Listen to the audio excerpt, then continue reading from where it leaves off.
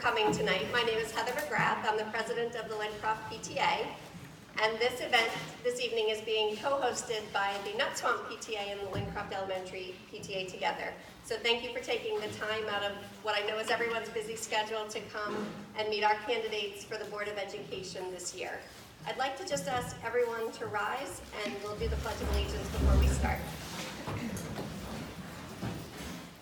Pledge of Allegiance to the flag of the United States of America and to the republic for which it stands, one nation, under God, indivisible, with liberty and justice for all.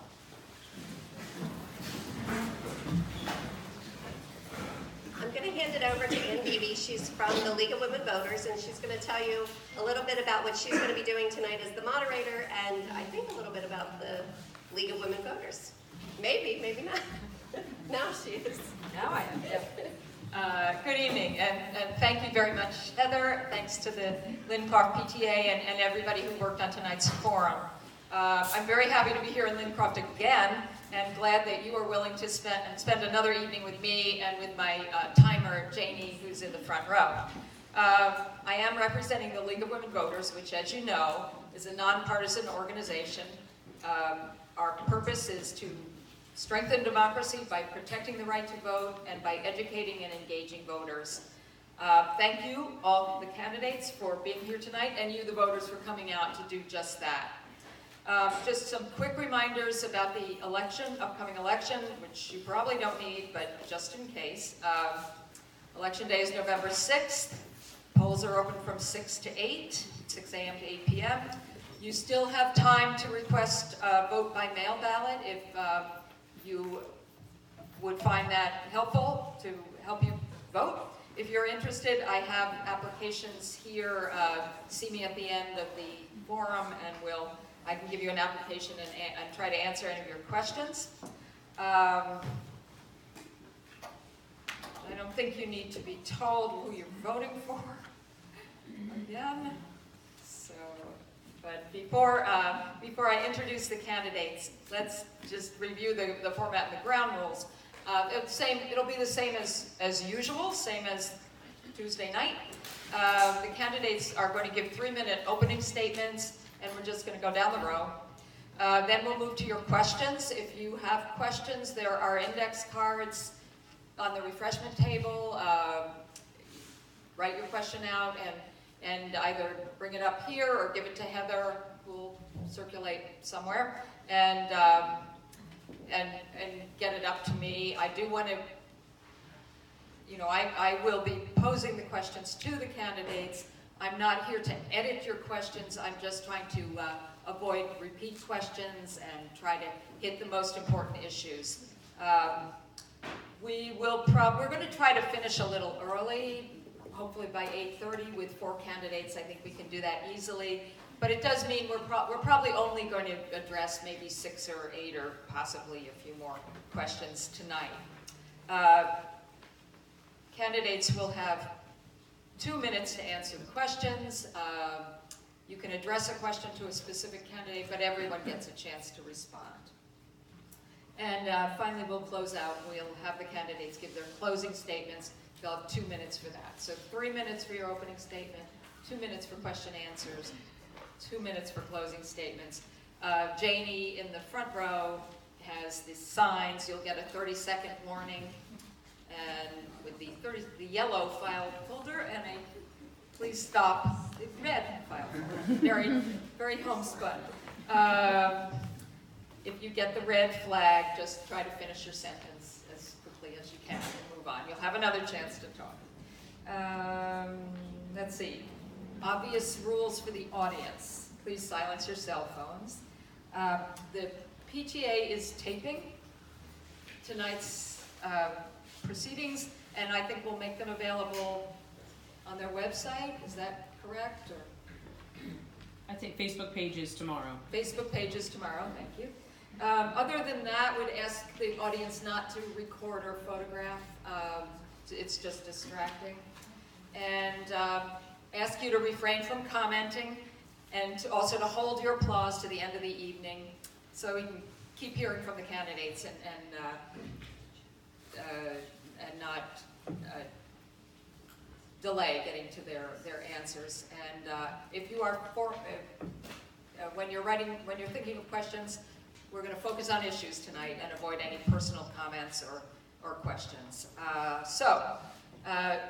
Tonight we're here to meet the candidates for the Board of Education. And there are 5 candidates running for 3 spots. You'll be electing 3 members, and each one is running for a full 3-year term. No unexpired terms here. So let me introduce the candidates and we'll get started. The one candidate who was not able to be here is Harrison Fox, but the other candidates are Tom Jaimo, Deborah Wright, Joan Minuis, and Dave Mercies. Okay. So without further ado, we'll start with opening statements, 3 minutes. We'll start with Mr. Jaimo. Thank you. Thank you.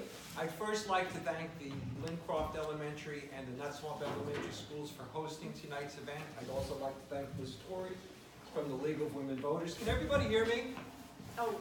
Yeah. Yes? Okay. I'd also like to thank Ms. Torrey from the League of Women Voters for moderating this evening's event.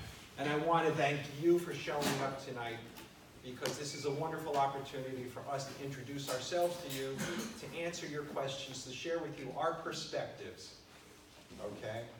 And we know that you are engaged and you are informed, and that's a wonderful thing to see and to experience. So my name is Tom Jaimo, and I am a candidate this year for the Board of Education. I'd like to give you a brief background because I only have a few minutes before I get the yellow card to share with you a little bit about my family history, my local roots, my professional and educational background, and some of my community involvement. So I was raised in Leonardo, which is a small section here in Middletown Township.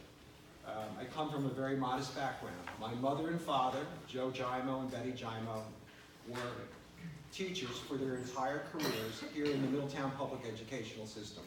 My mom taught for 43 years. My dad taught for well over 20 until he passed away at an early age. My mother taught for 2 years at Fairview Elementary, and then for 41 years she was at Leonardo Grade School. My dad was the English teacher at the time it was called Thompson Junior High School, and then when they opened up Bayshore, he finished up his career at Bayshore High School. And I'm very, very proud of that. My mother always stressed to me the importance of education and working hard, but I will tell you, by the time I was in high school, I knew I wanted to be an attorney. When I graduated from Middletown High School, I attended, despite a caution from my high school guidance counselor that I didn't have a prayer of getting in, Dickinson College in Carlisle, Pennsylvania. And I'm proud to say that 4 years later, I graduated from Dickinson with honors. In 1978 and 1979, while a junior, I had the distinction of being selected by Dickinson to attend the Johns Hopkins School for Advanced International Studies and the Dickinson College Center for European Affairs, located in Bologna, Italy. I took graduate level courses as an undergraduate there in Bologna. In 1983, I graduated from the St. John's University School of Law in New York.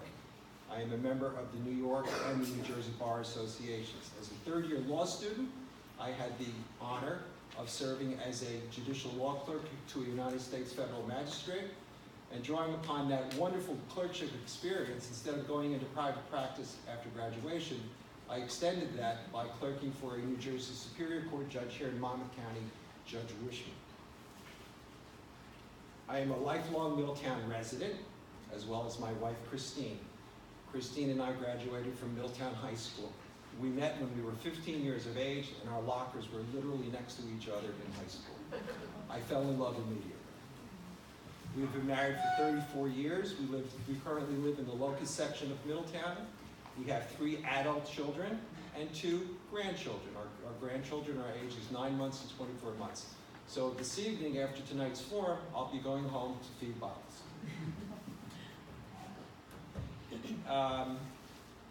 I am in my 36th year of practice as a New Jersey attorney, and for 30 of those 36 years I have done one thing, and that is represent nonprofit community associations throughout the state of New Jersey. I've represented 285 of them thus far, so I have served along boards of trustees, providing them with legal counsel and guidance, and reminding them of their fiduciary obligations. I see the red sign, so I have to stop. thank you, and thank you again for coming out tonight. Okay, thank you very much. Ms. Wright? Good evening. I also want to thank you for coming out tonight. So, I was born and raised in Middletown. I attended Harmony, Thorne, and North. And my father, Charles F. Wright Jr., is a past member of the BOE. And I remember while I was growing up, it's something that he talked about continuously to me and my two older brothers.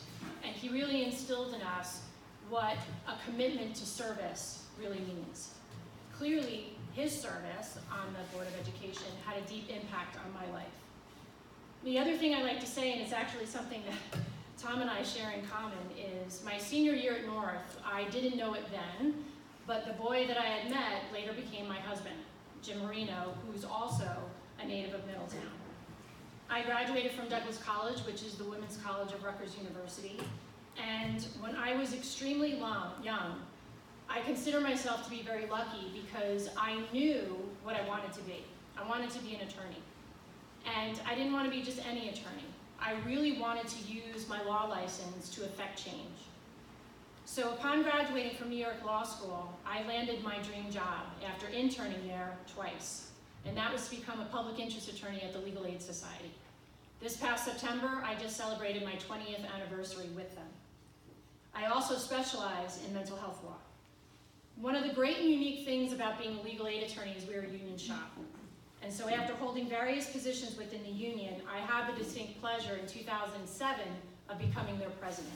I am serving in my currently 4th full term. I sit on the board of directors for the New York State Defenders Association. I have been appointed to the Permanent Commission on Equal Access to Justice by the Chief Judge of the State of New York. Over the years, I have worked with countless coalitions and community groups on issues of social justice, diversity and inclusion, and eradication of poverty. I honestly thought I had it all. And then in 2011, the other dream of mine finally came true when I had my son. He is now 7 years old, and he's enrolled in the 1st grade at Bayview. It's the same school, actually, that his dad attended. He loves to play soccer. I think he's in about his 4th season now. He's also a Tiger in Cub Scout Pack 141. My husband serves as assistant Cub Master, and in just about 2 months is actually going to take over as Cub Master very soon. I sit on the committee for the pack, helping to shape the family scouting program for all our scouts. You know, my husband and I had a decision to make, and we decided to actually remain in Middletown and raise our family here because of the opportunities we were afforded as kids. It's what we want our son to experience. It's one of the reasons why I'm running for BOE, because not only do I want to shape my son's experience to match mine and quite frankly be even better, I want to be able to provide that for all the kids in the district. Okay, thank you very much. Ms. Minuits. Good evening, everyone, and thank you to Nut Swamp and Lincorp for hosting tonight. I am a Middletown resident, born and raised here, went to Middletown schools. I went to Port Monmouth, Thorne, and North, as well as my children. I have 3 children that went through the Middletown Public Schools, and I have 2 grandchildren that are presently in the schools, one in Navesink and one in Bayshore. I have set goals for myself when I ran 17 years. I've been on the board for 17 years. And when I first ran, I ran because I wanted to make a difference. I was one of those people that sat in the audience every Board of Education meeting and felt, wow, this is going nowhere. And I always tell people, if you think you can make a difference or you could do better, then step up and do it. And I felt that that's what I did. And for the last 17 years, I have really enjoyed being a member of the Board of Education. My goals were always to ensure transparency, hold people accountable, and to remain visible and accessible to all the community members. And I think I've pretty much lived up to that. Since I've been on the Board of Education, I have committed myself to making myself educated about school issues. I've connected with New Jersey school boards and I've taken a lot of training. I have earned a certificate of a certified board member. I've earned the award of a master school board member, and just recently the highest award New Jersey School Boards offers is a certified board leader. I put a lot of time and effort into trainings. I'm very visible in our community. I try to go to as many activities as I can. I go to school functions. I believe that as a school board member, you need to be out there. People need to know a face to a name, and they need to see you there. You need to listen to their concerns. I think that I have really pretty much lived up to that also. Over my 34 years as volunteering in this district, besides being on the board, I have been on very many community organizations. I was the organizer of rallying to keep neighborhood schools open over 20 years ago. And like I said the other night, even 20 years ago, they were threatening to close Port Monmouth, River Plaza, Navesink. And we as a community got together to show them just how important we felt community schools were. One of my greatest committees that I was on, and it wasn't board related, it was a volunteer position, was the Great Race in Middletown. That was one organization that I felt brought this entire community together, brought our kids together, and it benefited our PTAs. The other one was Project Prom at High School North, where we gave all of our seniors an opportunity after the prom to be in a safe place with no drugs and alcohol, but still be able to have fun with their friends. I served 17 years as a PTA president. I served at Port Monmouth, Thorne, and High School North.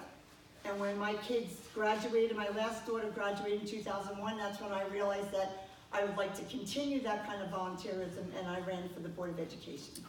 Thank you. Thank you, Mr. Mercies. Thank you. Thank you everybody for coming. Nice to see so many familiar faces out here. Thank you to the Nutswamp and Lincroft PTA for putting the event on, and thank you, Ann and the League of Women Voters for moderating. I'd also like to thank my fellow candidates. Thank you for being here. Thank you for putting yourself out there and respecting this process. Trust me, everybody, when I tell you this is not easy. It's hard to sit up here and talk about your opinions, knowing that people are going to agree, disagree, scrutinize them. So thank you, everybody, for being here. As some of you may know, my name is Dave Mercies. I have 2 girls at Nutswamp. I'm married to Haley. We've been married for 13 years. We've been residents in Middletown for 7, and I've been a lifelong Monmouth County resident as well. I am a small business owner, so working with municipalities, municipal budgets, and budgets in general is something that I'm very familiar with. I am accustomed to an education environment. I grew up with a mother who was a teacher in Homedale for 20 years. My father served multiple terms on the school board in Homedale, and my wife has a master's degree in education. The school board environment is something that I've always been accustomed to and comfortable with. I knew this is something that I wanted to do when I was very young. I enjoy attending the meetings, so please come out. They're not as long as everybody thinks they are, but I do enjoy them. My meeting attendance is excellent. I've been at virtually every voting meeting and almost all the workshop meetings for the past couple of years. I believe in community involvement. That is one thing I think that we lack right now at the Board of Education. If we can get the community more involved, I think we can have a much more transparent and efficient environment, not only for our kids, but also for the teachers and the administrators in town as well. Community involvement is something that's important to me. If I'm not coaching my kids' sports, spending time with my family and friends, usually you'll find behind the wheel of an ambulance as a volunteer first responder here for Fairview First Aid. One thing that being a first responder has taught me is that I know I can walk into any situation with a clear and an open mind. Many of you may know me also from last year as one of the leading voices of opposition against the board's redistricting plan. It was really a tremendous event to get everybody out. That night, we had our voices heard, came together as a community, and we were able to have the plan voted down. It was something that I was extremely proud of. I do understand that, yes, we do have an overcrowding issue here in town, but we came together as a community and had our voices heard. I'm pretty transparent. I don't have any political aspirations. This is all I want to do. My campaign is completely self-funded. I have no interest in politics, and I'm literally just a dad that's trying to do his best, not only for my kids, but for your kids, their fellow classmates, and Middletown students as well. Thank you. Okay, thank you all. We'll go to questions now, and we're going to start with Mr. Jaimo and go down the row. So the first question is this: how will you balance the desire to keep taxes from rising with the need for quality services in our schools?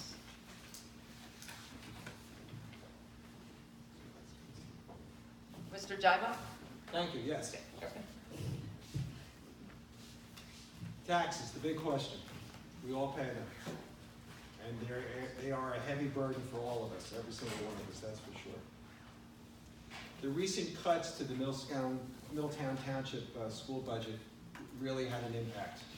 Approximately 2 weeks before this school year began, we were told to cut $1.2 million, and that really had a severe impact on our ability to operate our schools in a day-to-day fashion without impacting the educational experience of our children. I would begin with eliminating bonuses for certain administrative personnel and certainly reducing administrative positions in order to prevent having us to terminate teaching positions and other educational support professionals. You know, the day-to-day operations and quality of our educational experience should not be adversely impacted by the cuts that we have and will continue to experience coming from Trenton. The new school funding formula, which is currently in place, is simply unfair and is unsustainable. And what we've heard from Trenton, if we can believe it, is that over the course of the next 7 years, we should anticipate an additional $6.6 million in spending cuts. It's especially unfair to Middletown because Middletown, not only is it profoundly beautiful, but it is profoundly diverse, and I'm not quite sure people in Trenton really understand Middletown Township. As a member of the board, and in order to reduce the tax burden, I would commit to working strenuously with our state representatives at both the Senate and the Assembly levels in order to coordinate a school funding formula plan which is fair and which is sustainable. I would also encourage working with the Township Committee along the lines of school services. I think there are economies of scale that we can take advantage of. We can certainly purchase items together along with the Township, and we can partner up with other school districts to do the same thing. Thank you. That's right. So clearly, there are two aspects that you have to be concerned about as a board member. First and foremost has to be the kids of the district and really what the quality of education that's being given to them. And then the other aspect that you have to obviously keep a watch on is for the taxpayers of the district. There's this one area that I actually think the board has done a really good job in the past couple years, especially this past year, and I commend them for it, which is to keep our taxes, although they are high in Middletown, like they are in the rest of the state, was to keep actually the taxes for the school budget well below the cap. And so I commend them for that. And that's something clearly that the board is going to have to continue to do going forward, even with this new unfortunate landscape coming from Trenton with the education cuts. One of the things that's really going to have to happen, quite frankly, especially if this course with the education funding formula that's now in place for the next couple of years for our district, unless something changes, which I hope it does, and I actually would be willing to work with other BOEs in trying to figure out a plan to actually battle that together rather than siloing ourselves all the time by ourselves. One of the things we're going to have to look at is the entire budget. And even though the suggested cuts in anything with the education budget is always going to be proposed by the administration, it's still incumbent upon each and every board member to really look at that very closely.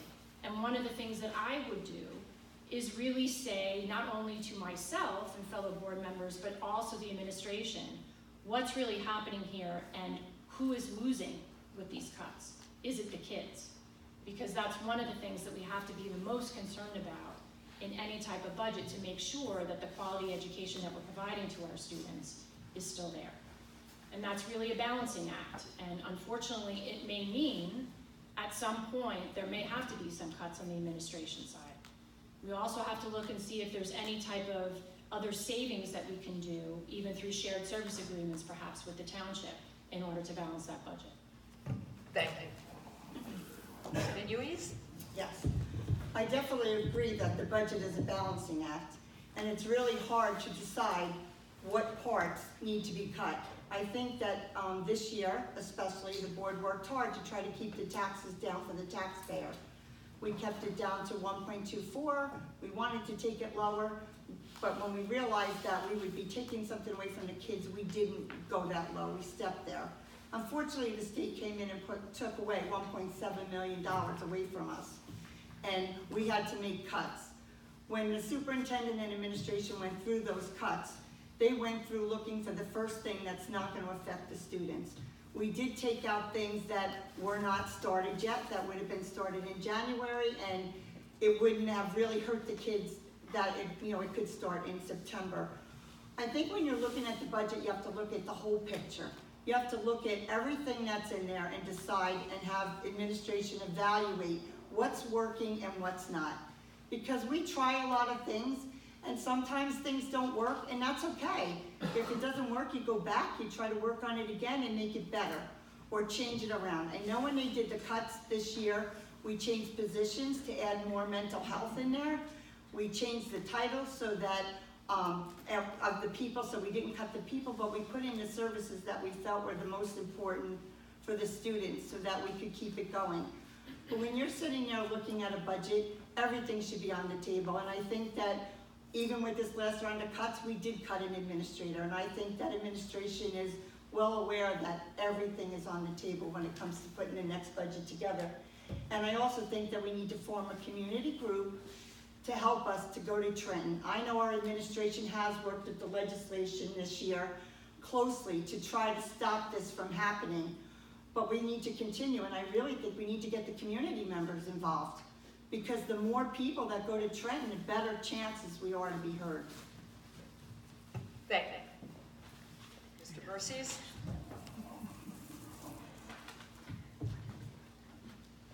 I agree, and I'm pretty much going to be echoing a lot of, unfortunately, what was already said.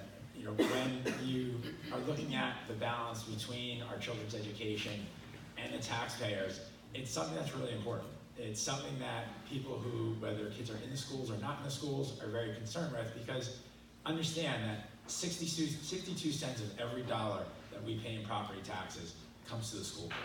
So everyone in this town has a vested interest in exactly what gets decided.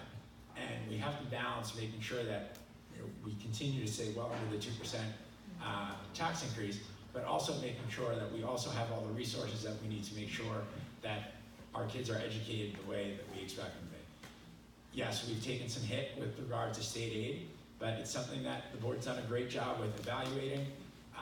And one thing that certainly concerns people in Middletown is there's this belief that we have a very top-heavy administration, that there are a lot of administrators, and maybe some of them are unnecessary. It's something to look at. Obviously, excessive bonuses or different bonuses that administrators do get is something to look at, but we also need to keep in mind that they have employment contracts. You can't just decide that you're just not paying bonuses this year. It doesn't work that way.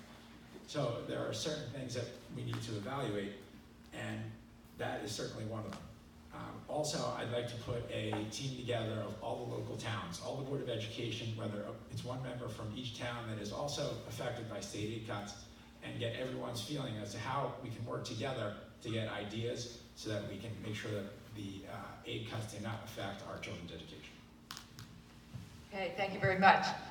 We'll go to the next question, and this will start with Ms. Wright. How would you propose facilitating and encouraging citizen input and involvement with the Board of Education? It's a great question. I think one of the things that we can do, and I know this happens actually in my PTA at Bayview, and I'm sure it happens in the others as well, but is to really remind everybody, right, that we have to look outside of our own individual kids' school community. That's what I started doing over a year ago when I was thinking about actually running for the BOE, and really trying to figure out, by going to BOE meetings, watching the tapes, talking to other parents in other schools as to sort of what was happening. And I think they could actually be a useful tool in really generating, I think, more interest and more involvement with the board itself. One of the other things that we use, at least throughout my union, very easily, because obviously we have 1,200 members. I can't be all over the New York State area, although I wish I could clone myself at times, I can't.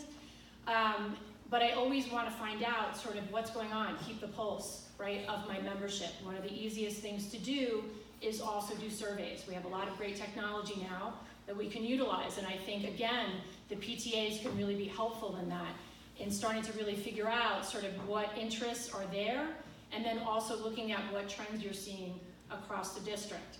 The more involvement, I think also, and again, understanding time schedules are what they are. We're all really busy.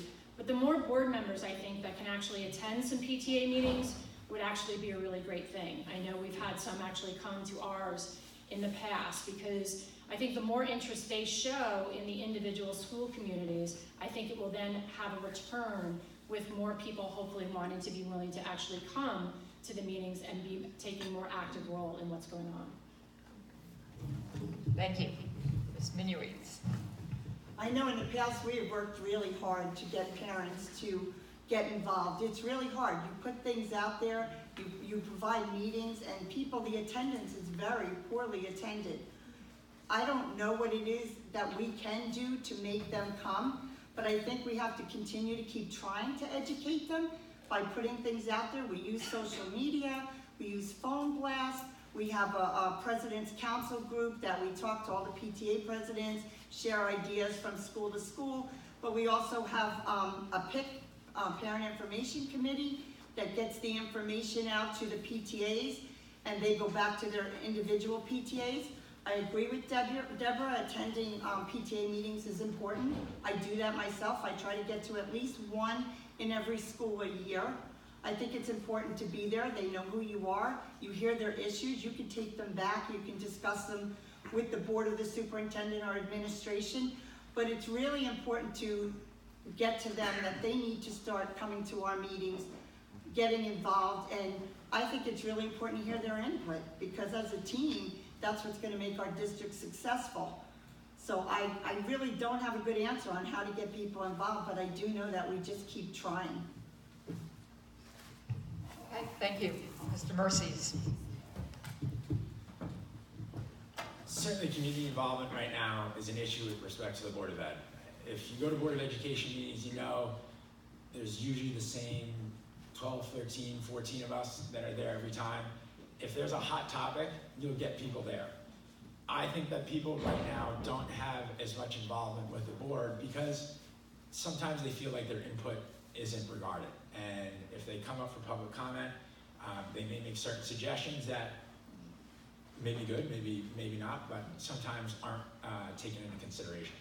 The other thing I think that deters people from being involved, and especially when it comes to meetings, is I'd like to see the meetings start on time. You know, everyone shows up at 8 because the closed session is supposed to end at 8 o'clock, public session is supposed to start. And I know the board has a lot to discuss and they don't have as much time in closed session as they would like. But if you come out at 8:30, people are already agitated and they're already looking to leave. So having meetings start on time, I think would be critical. And forming certain committees that involve the community with regards to certain hot topics that people would want their input to be a part of. If we're discussing something that is important, get community involved in it. Ask people questions. Meet on a Wednesday night and get everyone's input. People just want to know that if their voices are heard, that they're taken into consideration. And I think if they know that, they'll be more involved. Okay, thank you. Pass the mic back and hear from Mr. Jago.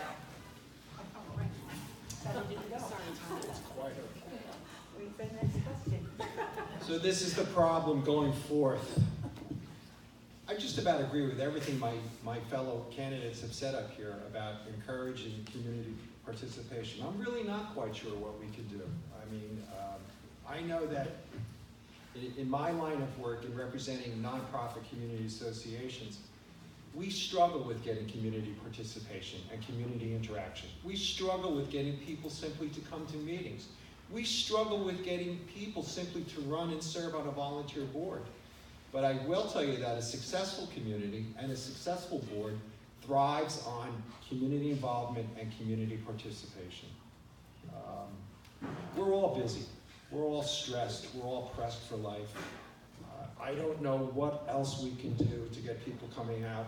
I do know that if there's a raw nerve issue, which is in front of the community or in front of the board, people show up. It's almost as if it's a backhanded compliment to the board when people don't show up at their meetings, because that's an indicator, quite frankly, or there could be a perception by the board that things are okay with the community. I think Debbie's idea about surveying the community as to how we can encourage more input and more involvement is an excellent idea. But other than that, I'm really not quite sure what we can do to encourage more participation, other than what's been said. Thank you. The next question is, we're going to start with Ms. Minuise. And the question was actually directed to her as an incumbent. But I think it's an important question, and I think everybody should get a chance to answer it. Your answers will be a little different depending on your experience.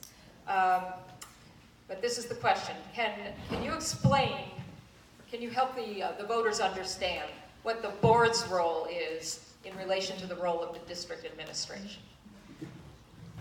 The board is a policy-making committee.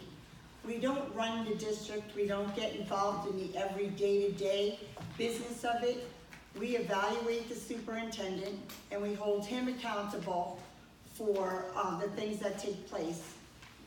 You're not there every day. You're not in the schools making decisions. You can't give staff directions. You're strictly a policy-making committee. And we pay administrators to be the professionals, and we have to allow them to do their jobs. And if we have an issue as a board, then we have to take it up with our superintendent. That's really our part. We have the choice to say yes or no to the superintendent's recommendations. You don't always have to agree. A lot of people feel that if you don't say yes to them, you don't respect them. It's not true. There's 9 people on that board. Everybody has a different opinion of what they think is right or wrong. It's your job to sit there and make the best educated decision that you can on the topic that they're asking you to vote for. Thank you. Mr. Mercies, would you like to jump in on this? Sure. Yeah, just to add to what Joan said, I mean, the board really is a governing body. The administration presents its policies, different issues that it wants to discuss, and the board votes on it. The board is not involved in the day-to-day operation of the administration or the town or the education system. It's really just a governing body. Thank you. Back to Mr. Jaimo. I agree with Mrs. Minuise and with Dave.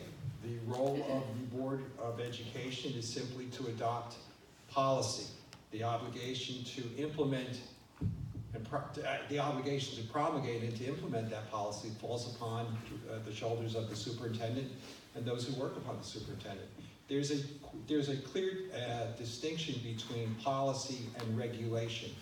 It is the board's obligation to adopt policy. It is the superintendent's obligation to incorporate that policy as intended by the board, however. So everybody that works under the superintendent has the obligation to implement the policy adopted by the board. You should know that most policies adopted by the board are state mandated. The overwhelming majority of them are mandated by the state, and we are required to follow that.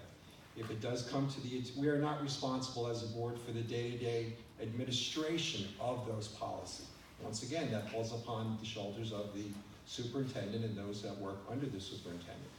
But if it does come to the board's attention that the intention of its policy is not being followed by the superintendent or the faculty or the administration, then the board does have the option of either changing the policy, directing that it be implemented, or going in a different direction. But there's a clear distinction between what our obligation is as board members and what the obligation is on the superintendent and the faculty and the administration regarding regulations. Thank you. Ms. Wright, would you like to add? I honestly do not have anything to add. Okay, that's fair. Next question will begin with Mr. Mercies, and it's a short one. It could be a yes or no, or you could expound on it. If you are elected to the Board of Education, will you commit to serve the entire 3-year term? Yes. Down the road.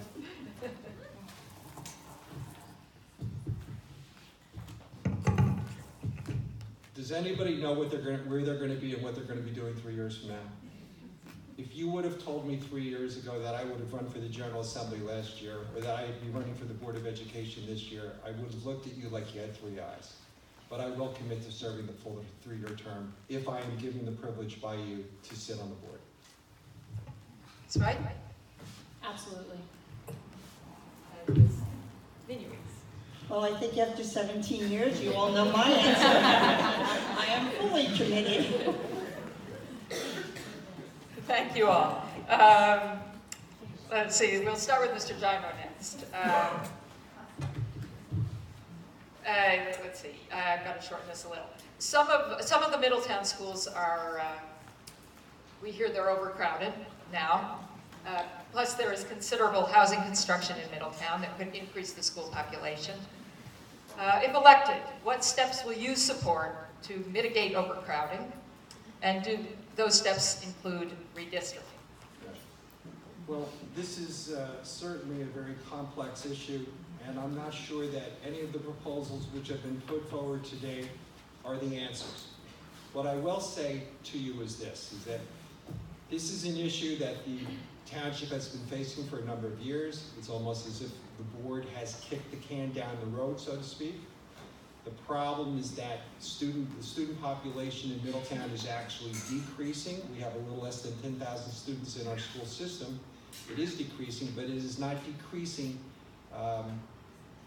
in equal areas of the district. We have areas of the township where we have some development, and obviously that's generating some overcrowding issues, especially in the Nut Swamp School, Thompson, and I believe here in Lincroft as well. We have other areas of the district where the population is decreasing. Those would primarily be Ocean Avenue, Port Monmouth, Leonardo, and Navesink, as a matter of fact. The answer to redistricting really lies in community input. I don't think the problem last year, which was pitched by the board to the community and was met with appropriate blowback, was with the plan itself as much as it was with the process. There was no opportunity given to the public, to parents, to substantively participate in devising a plan which would be fair, sustainable, and equitable for all of the students and all of the families in Middletown Township. So what I would propose on the overcrowding and redistricting issue is to have 2 representatives from every school in the district form a committee. And I would also like to suggest, I was driving over here tonight thinking about it, that we have, in addition to parents on this committee, senior citizens, people who no longer have kids in the school system, so that we can work towards a consensus and build a plan for redistricting which is fair and which is sustainable, which provides equal opportunity for both educational and vocational excellence. Sorry. So I can't sit up here and say I'm in favor of Plan A or Plan B. I mean, the reality of it is, I watched what happened last year, and I know this. We can't repeat that. Whatever that process was, we cannot do that again. And I'm also not a member of the board now, so I'm actually not privy to a lot of the information that they already have in their possession, which culminated in last year's plan. But I can say this. If I get on the board, I think one of the things that we need to do again, and I know they did this the last time, but we need to do it again, is we need a new population study. We have to keep watching this and see really what the trends are supposed to be or could be, because we do have a lot of development that's happening within the town. And like I said before, the reason why we can't repeat what happened last year is most of that plan was done in the dark. We really need to be more transparent, especially when it comes to extremely important issues to parents in this district, which is where their kids are going to go to school. And so what it's going to mean is a real time commitment on the part of the board. And the way that I would look at this is a lot of the work I've done over the years with coalition groups is you need consensus building, and you need people who have experience in doing it. I'm one of them. To me, you cannot draw a bright line and tell people you are on the left and you are on the right.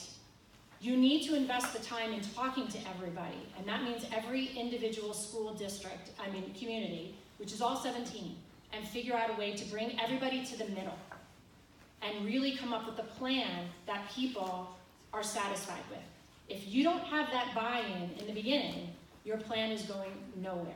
And the only way you're going to do that is if you actually talk to each individual school community. You can have general meetings, those are fine too, and you should, but you shouldn't be the only solution where people are then fighting to try and talk to each other at the same time.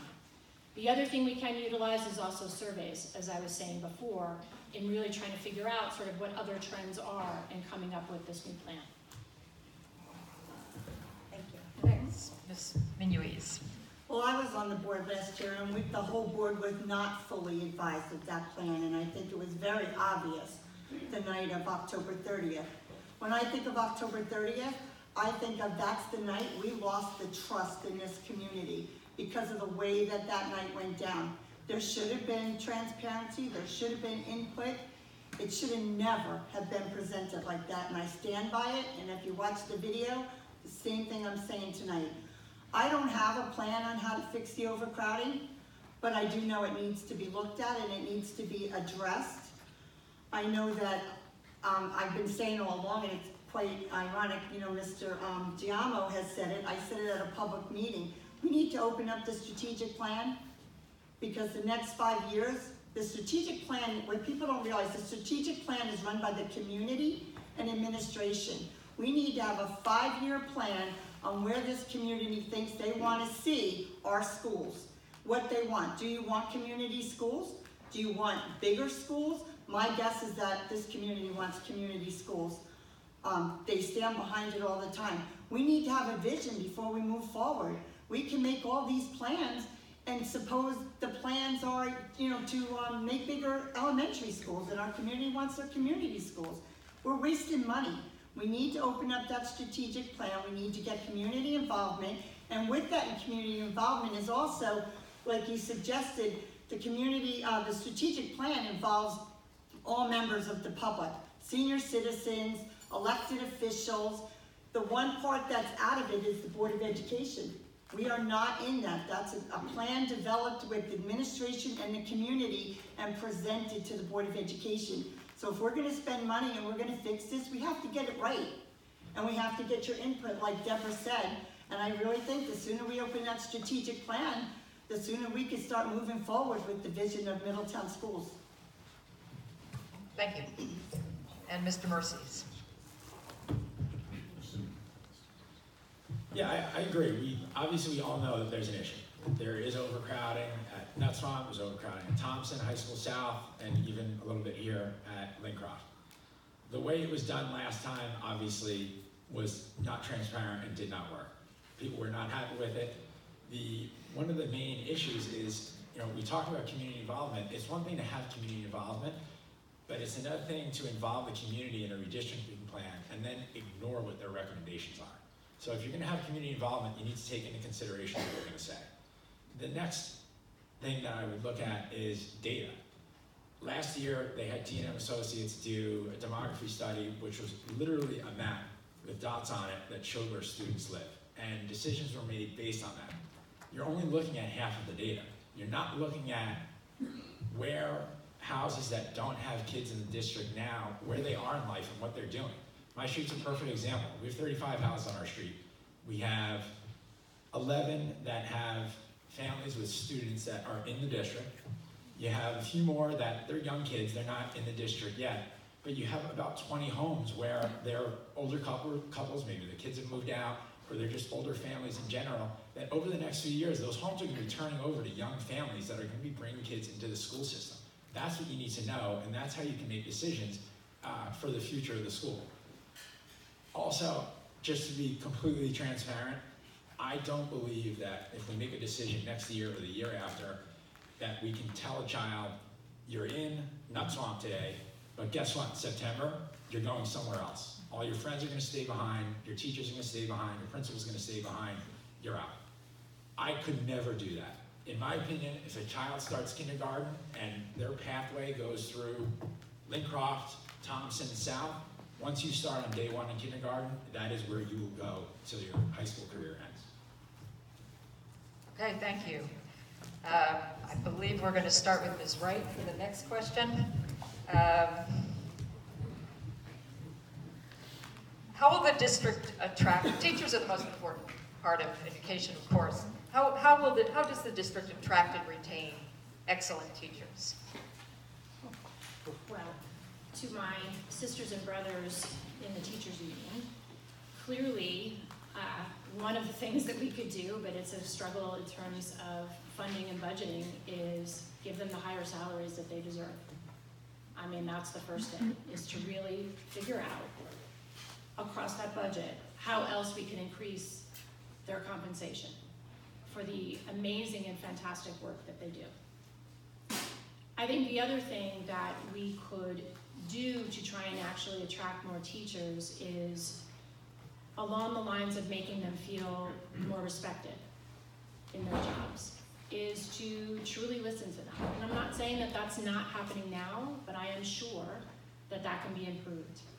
And really reach out to them more and get their input and valuable input about the schools and what's really happening in the schools. You know, one of the things we keep talking about, as we were just talking about before, with all the overcrowding issues, what better experts in a lot of respects of what's happening within the schools are the teachers, right? And if we can find even more creative ways, and I know that there was, you know, some talk about it actually over the summer at one of the BoE meetings about sort of changing, I think, some of the training and bringing it more in district, you know, again, to try and save costs. But actually one of the things that came out of that was, I think, a very increased attendance at this one particular training for teachers. If there's a way to provide more training for them, right? Pick up that cost if it's not already happening, so that they can continue to have the needed certifications, you know, as they move forward in their career. But I think, you know, one of the hardest things, like I said, is to really figure out if there is a way to actually increase their compensation. That's one of the quickest ways that you're actually going to be able to attract quality teachers. Anyways. I'd like to say, and I have to commend our administration on this, we are recruiting the best of the best. We are doing our in-services. Now our teachers are in-servicing other teachers. We are respecting them, we bring them to groups, we take their expertise, and we let them be leaders. We have teacher leaders. There are professional development now that's taking place that sometimes have over 100 teachers on voluntary basis, because we are listening to them, we are respecting what they do, and we are letting them be leaders. And what a better way to learn than from a fellow teacher. They're not talking down to you, they're talking with you. They're taking your advice. They're giving you the tools that you need to successfully teach our kids. Money is another issue. I am a big teacher supporter. I think we have an excellent staff in Middletown, and I think that people are applying for jobs here because they know how good we are. I just came from a convention in Atlantic City, and some of our teachers were presenting down there. When you sit into that program that they presented, other school districts are saying, wow, how do we do that? How did you get that done in your district? Middletown is a showcase, whether you know it or not. You know, there's a lot of negative you hear out there, but there's a lot of positive you're probably not hearing. And there are other districts that are looking to follow exactly where Middletown is going. And I think that we are not having a hard time retaining teachers. I wish we could take a little pressure off some of the teachers in some of the areas that, you know, we put a lot of curriculum on them, but I truly think that we are retaining the best. I don't see people, you know, running out of Middletown. I see them running to Middletown. Okay, thank you. Mr. Mercies. Yeah, I'd have to agree with Joan. I think that the teachers we have now are amazing. Anybody who's had a student in any of these schools knows the teaching staff that Middletown has hired is absolutely fantastic. And I'm not just saying that because a couple of them are here, but they are outstanding. I think the township has done a great job of retaining the right ones and putting the facilities in place to enable them to teach our kids. The teachers here really are, they're special, and we all grow attached to them, and we get to work with them on a regular basis. And I would just hope that I could foster the environment that Middletown has right now for our teachers. Thank you. And Mr. Jaima. Once again, one of the issues in going last with the question, I agree with just about everything my colleagues up here have said. How do we attract or continue to attract the exceptional quality of teachers that we already have in the township? Clearly better salaries. We know, I am of the opinion that teachers today are underappreciated and certainly underpaid. I think we can lessen the burden we place on them today in terms of their administrative tasks for preparing lesson plans, tasks for reporting to the superintendent of schools or people directly above them. I also believe that we should explore opportunities to minimize as best we can the financial burden that we put on our teachers for their contribution to their medical insurance. I think we can better negotiate with medical insurance carriers and prescription providers for bulk discounts for teachers. Perhaps this is something we can do in collaboration with other districts and with the New Jersey Education Association. We should relieve teachers of the financial burden of having to purchase their own supplies for schools. That is absolutely absurd when teachers are required during the summertime to go to Michael's or to go to Target or to go to Staples to buy supplies for their classroom out of their own pocket. I think we also need to create a safe environment for the teachers. I don't know if we're going to be talking about school safety later tonight or not, but I think we need to foster a climate of safety so that the teachers feel safe while they're in school. I am concerned that with the direction we're going in terms of school safety, that we may be, and all the other issues that I've just mentioned, that not only are we going to be experiencing teachers who retire early, but we're going to be deterring young men and young women from even aspiring to be teachers. I do agree with David. I think we have some exceptional teachers here in the school district. We've just received, I believe, a national award, if I'm not mistaken, where we got the silver level school. But clearly, I just want to underscore once again my admiration for the teaching profession, not just because I'm the son of school teachers, but because I know that I am here today for one reason and one reason only, my education. Okay, thank you very much. I think, did you all get a chance to respond to that? Yep. Yes, okay. Then we are beginning with Ms. Minuis with the next question. And I think I'm going to take my cue from Mr. Gino. This question didn't come up to me, but I think it's an important one. Could you comment on school safety and preparations that this district has taken and how you would like to see that proceed going forward? Well, first of all, I'm going to be really honest about this question. I don't feel comfortable talking about school safety in a public forum because the things that we're doing in our district, we don't want out there for the world to see. That's for our staff in the buildings, our students to learn. We shouldn't be putting that out on videotapes. To me, it just encourages the wrong people. You don't know who's watching these tapes. But on another note, I'm going to say that I really think this district is working hard towards school security. I think we've made a lot of improvements. There's always more to be made, and there will always be more to be made. I don't think anybody's ever going to be caught up on school security. But I do think that, you know, what we did this year with school security guards in the elementary schools is a big positive. Every PTA meeting I've been to, all we've heard is compliments on how these people are relating to our students, our teachers, helping our administrators. I think that was a big plus that we did this year, and I'm really glad that we did it. Other than that, I really don't feel comfortable talking about other safety measures that we are putting into place because I think it takes the safety away from the students and the staff. Thank you. Mr. Mercies. Yeah, I certainly agree with Joan with regards to exposing certain details that could prove to be harmful later on. But I think the school board's done a great job at starting a school safety program. I feel like these days the school safety is always synonymous now with armed guards, officers, armed security, and that's such a small part of it.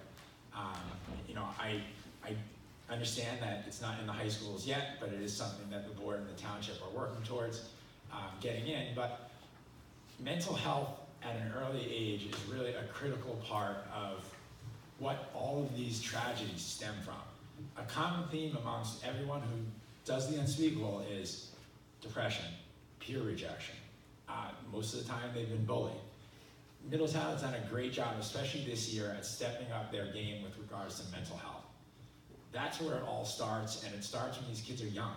And I'm glad to see that started, and I would like to see that continue. Next is infrastructure. Obviously, infrastructure is always difficult because improvements to buildings, a lot of our buildings are old here in town, it costs money. You know, and obviously with state aid cuts and how tight our budget is, freeing up funds for certain things that can turn out to be expensive is difficult. But things like remote lockdown devices for principals, airlocks, these are all things that would be great and should be considered, but understanding that there is a budget issue that needs to be taken into consideration when you're looking at these things. And also making sure that all the security guards, whether armed or unarmed, are properly trained. Just because you have a retired police officer who's patrolling High School South doesn't mean that they're trained for every situation you're going to see in a student environment. It's a different scenario. It's one thing to be out on the road, but when you're in a student environment, you have different types of scenarios that can come by. You know, I understand, yes, there was a story last week where a student resource officer stopped the teacher from getting stabbed in a class, but there are a lot of things that need to come up with regards to training that needs to be done before we put someone with with a gun in one of our schools. That was not a Middletown issue, correct? No. Thank you, and thank you for that. Mr. Jaimo.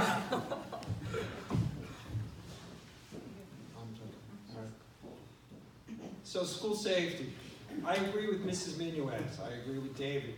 You know, once we do adopt and implement a safety plan for our school district, certainly the details we do not want to share with those who may want to do harm to our students and our faculty and our administration.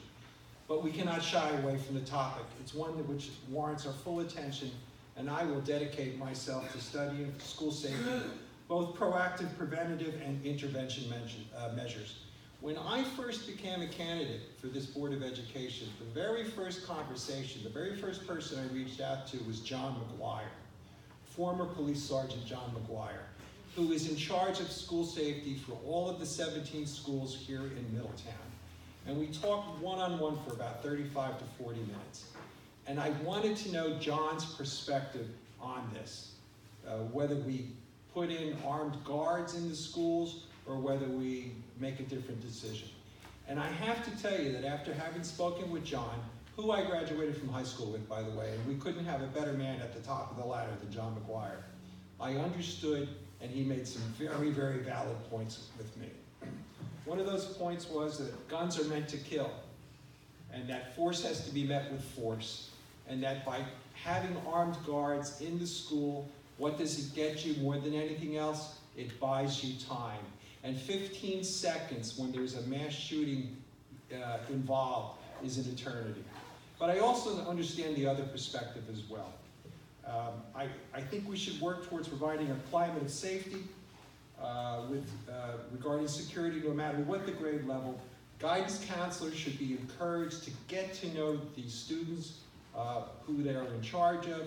Teachers should be encouraged to develop a relationship of trust and confidence with their students so that students who may have information about kids who may be threatening harm to themselves or others can share that in a confidential way. I think you're out of time, Mr. Jaimo. Thank you. I'm always out of time. And Ms. Wright. So earlier this month, the president of the PTA at Bayview actually had John McGuire come in to address the parents. If you haven't had the opportunity to hear him speak yet, if you get the opportunity through your PTA, I encourage all of you to do it. It was extremely eye-opening, I think, for all of the parents at Bayview. You know, we know what's going on within the schools. I think most of us who are extremely involved really do have a good understanding, but until you actually hear that presentation, I don't think you actually realize the depth of it. But there's one area of focus that I want to talk a little bit about tonight for school safety, because it actually is something that I've built my 20-year career on in practicing mental health law. I actually really commend the administration for increasing the mental health services that are now being applied in the schools, especially in grades 9 through 12 and with an age-appropriate focus on grades 5 through 6, if I understood the presentation correctly over the summer. It is extremely critical that we do this as much as possible throughout all of the schools, because until we as a society, quite frankly, really change our bias and how we actually think about mental health and mental illness, it's not going to help. And what we really are going to do is do a disservice to the kids, to get them honestly to figure out that maybe something is happening with them and it's okay. And they need the tools, honestly, to figure out what's happening with them, but then also feel comfortable to reach out to somebody for help. The more that we do this as a community, and especially in the schools, honestly, the more safer our schools are going to be. And not just for the larger school community. I'm also talking for the kids who are struggling. It's a way for us to intervene very early on and still allow that child to have a very productive life. That is what's going to grow safety within a school. Thank you. Ms. Minuis? I think I already answered that. Did you? Oh, Yeah. go ahead. I'm so sorry. You were. All right. Then we're starting with Mr. Mercies. And I think this will be our final question before your closing statements. And so we're going to make it as broad as possible, and you can address it in any way you want. What do you see as the major issues facing the Middletown School District, and how would you address them? The major issues are, first and foremost, I think, increasing community involvement. We have Board of Education meetings that are poorly attended, and there's many reasons for it, but I'd like to see more community involvement, because if we can get community involvement, everyone is going to be more informed. I think the Board of Education has done a good job of starting to survey parents and see what people's feedback is and incorporate that into policies and how meetings are run. But I'd like to see more of it, not only speaking with parents, but students, former students, alumni, and getting a little more of a notion as to how prepared they were for different stages of life, how they do when they went to college, anything that they would have liked to seen before then. And this is all information and data that you can't get if you're not connected to your community. And next, I would say, certainly is keeping our children safe. As parents, we drop our kids off every day, or they get picked up at the bus, and we trust that when they walk in that door, they're gonna be safe.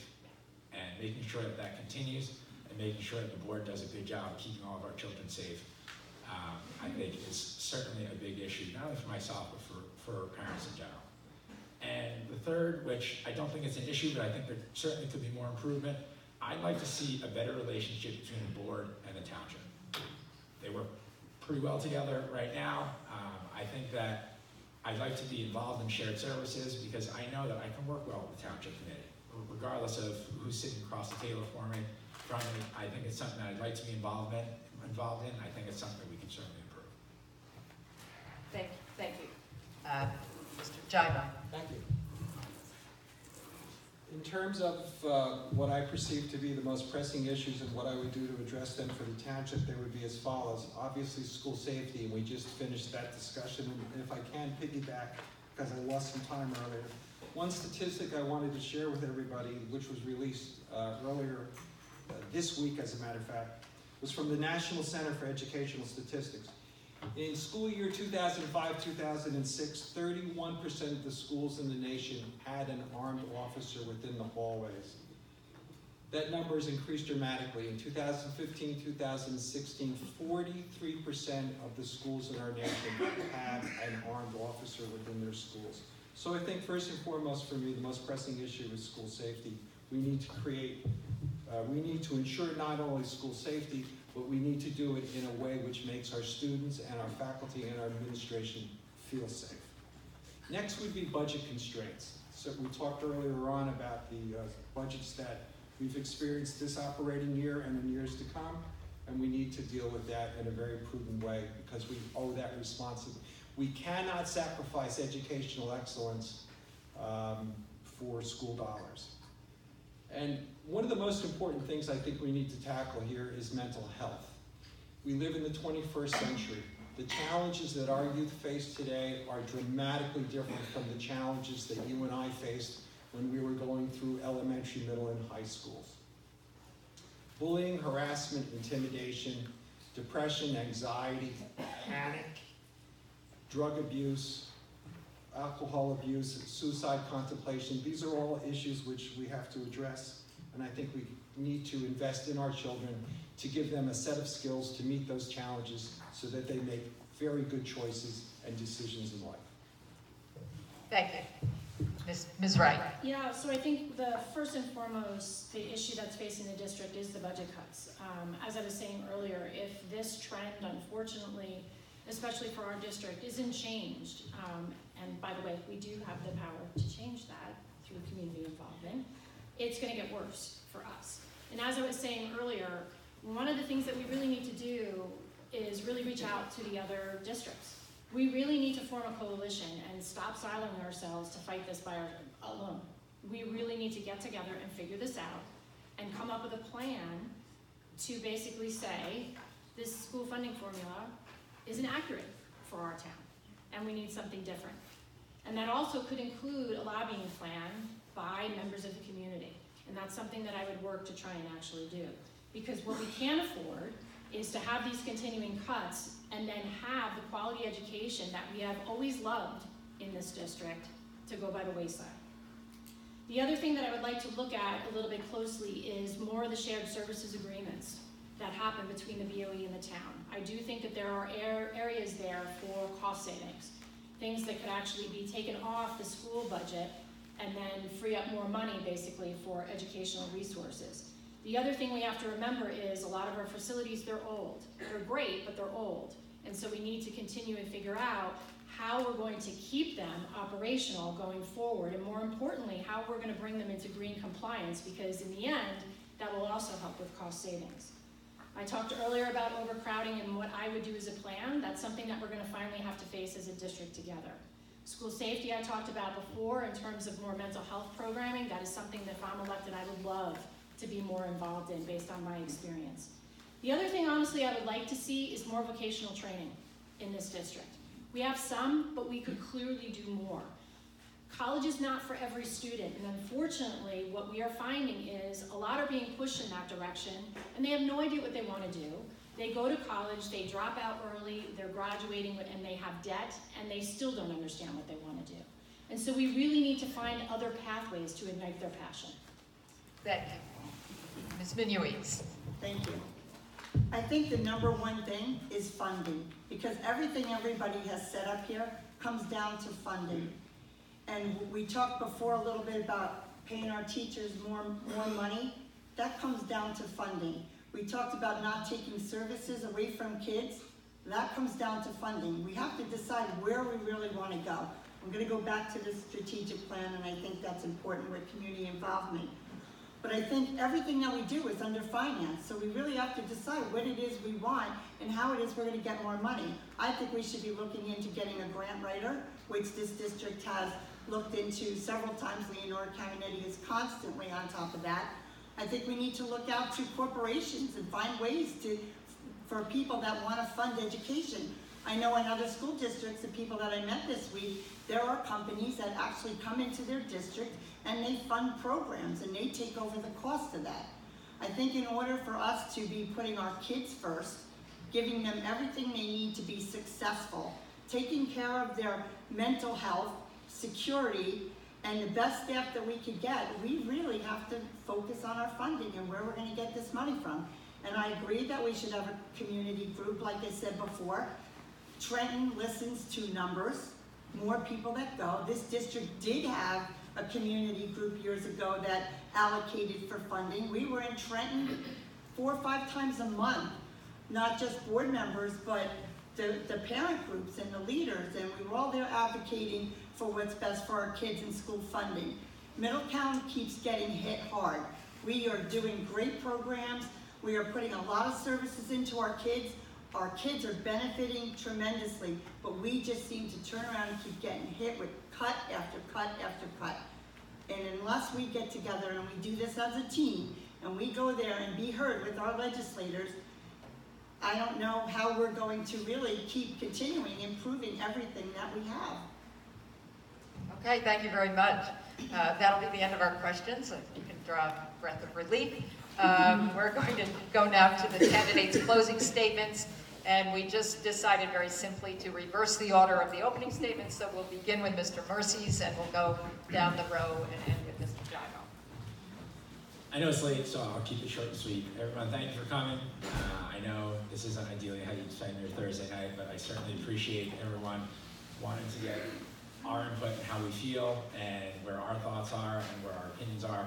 So I certainly appreciate you being here. And again, thanks to Joan, Deborah, and Tom for being here and respecting this process. I appreciate that you guys are here. And again, thank you very much. This was fun.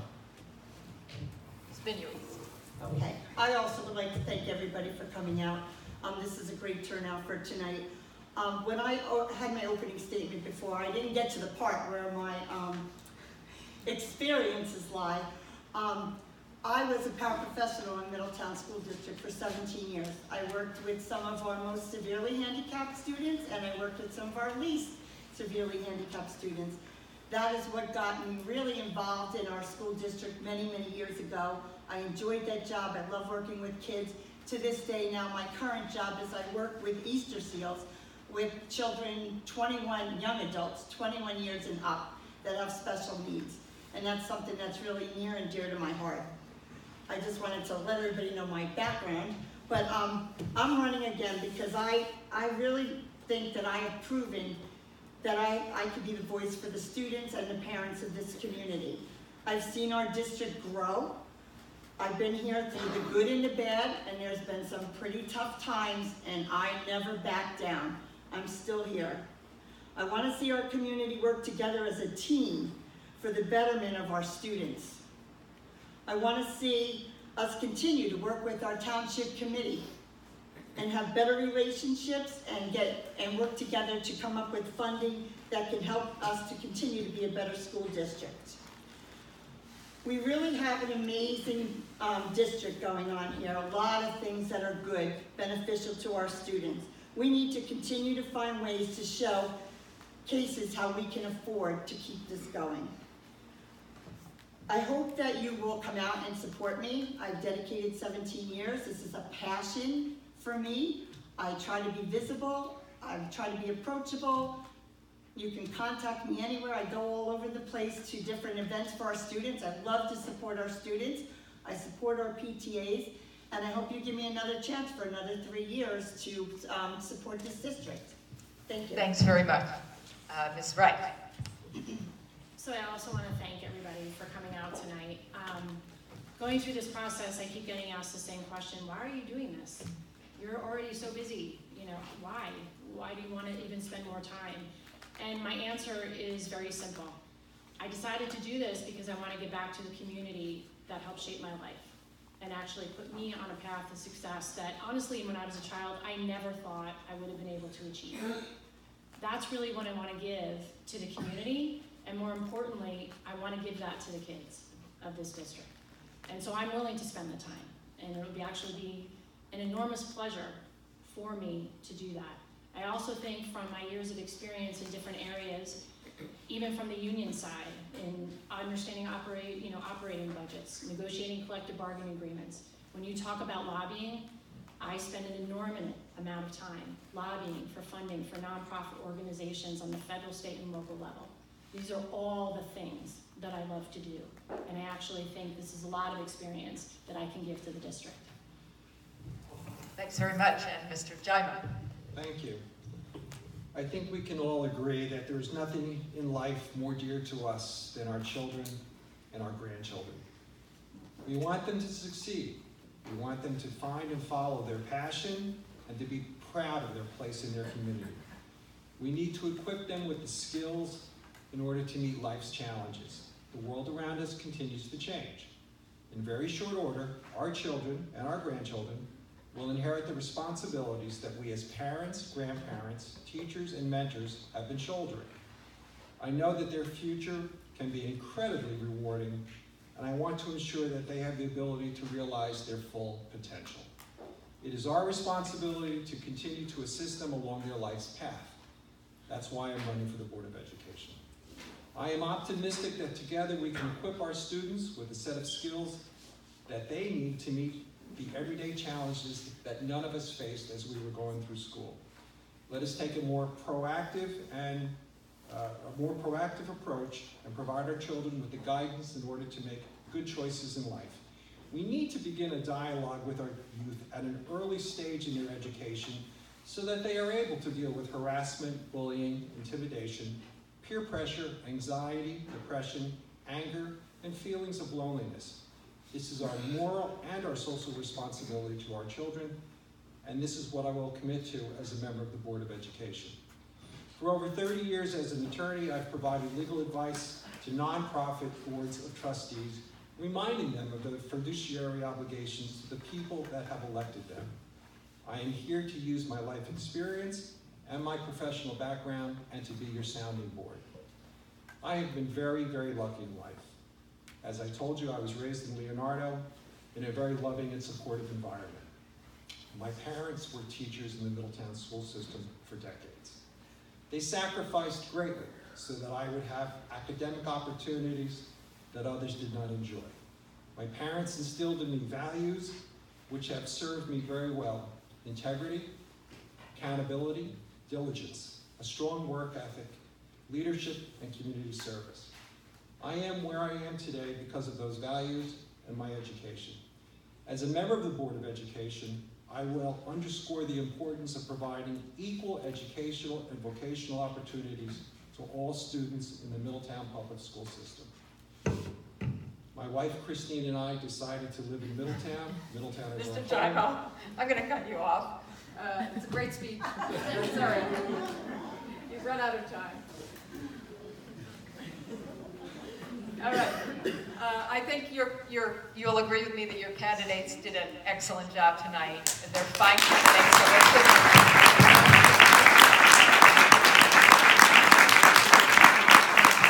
Please applaud for yourselves too. You're a great audience who came out. We really appreciate it. For some of you, it was two nights this week, many of you. So thank you again for coming out, and thanks to all the candidates, and good luck with choosing among these very fine